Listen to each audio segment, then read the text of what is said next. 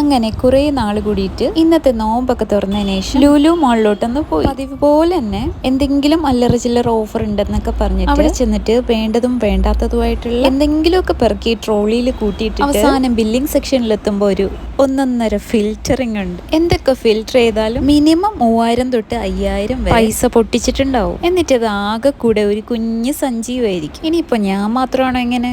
അല്ല, എനിക്കറിയാൻ മേലഞ്ഞിട്ട് ചോദിക്കുക. വേറൊന്നുമല്ല, എന്നെ പോലെ വേറെ ആൾക്കാരും കൂടി ഉണ്ടെന്നറിയപ്പോ ഒരു ചെറിയ സമാധാനം, ഒരു ചെറിയ മനസ്സുഖം. പിന്നെ കെട്ടിയനോട് പറയാലോ, ഞാൻ മാത്രമല്ല മനുഷ്യ, എല്ലാ പെണ്ണുങ്ങളും ഇങ്ങനെ തന്നെ, അത്രേ ഉള്ളൂ, നിങ്ങൾ എന്നെ തല്ലാൻ വരണ്ട കേട്ടോ. അല്ല, ഞാൻ എന്തിനാ ഇപ്പൊ ഇങ്ങോട്ട് വന്നേ? നെറ്റ്സിനും സവോളയ്ക്കും എന്തോ ചെറിയ വിലക്കുറവുണ്ടെന്ന് പറഞ്ഞിട്ട് വന്നതാ. പക്ഷെങ്കിലേ വാങ്ങിയത് അതൊന്നുമില്ല. ഇതാ കണ്ടോ, ഇതൊക്കെയാ വാങ്ങി കൂട്ടിയേ.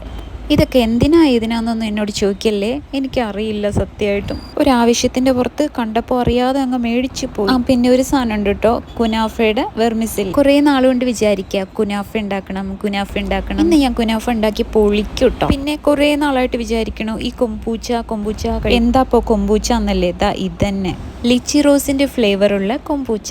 എന്തായാലും ഒന്ന് ട്രൈ ചെയ്യണമല്ലോ. ട്രൈ ചെയ്ത് നോക്കി, പക്ഷെ ഒട്ടും വേർത്തല്ല. 150 രൂപയ്ക്ക് ഒരുമാതിരി കഞ്ഞിവെള്ളത്തിൽ ഉപ്പും പുളിയും ഒഴിച്ചു വെച്ച പോലെ. പക്ഷേ ഈ സംഭവം ഭയങ്കര ഹെൽത്തി എന്നൊക്കെ കേട്ടോ പറയുന്നത്. പിന്നെ കുറച്ച് നട്ട്സും ഡേറ്റ്സും ഓട്സും പനീറും മീറ്റും ഒക്കെ മേടിച്ചു. പിന്നെ സോസേജും മട്ടൺ ലിവറും കൂടി മേടിച്ചു.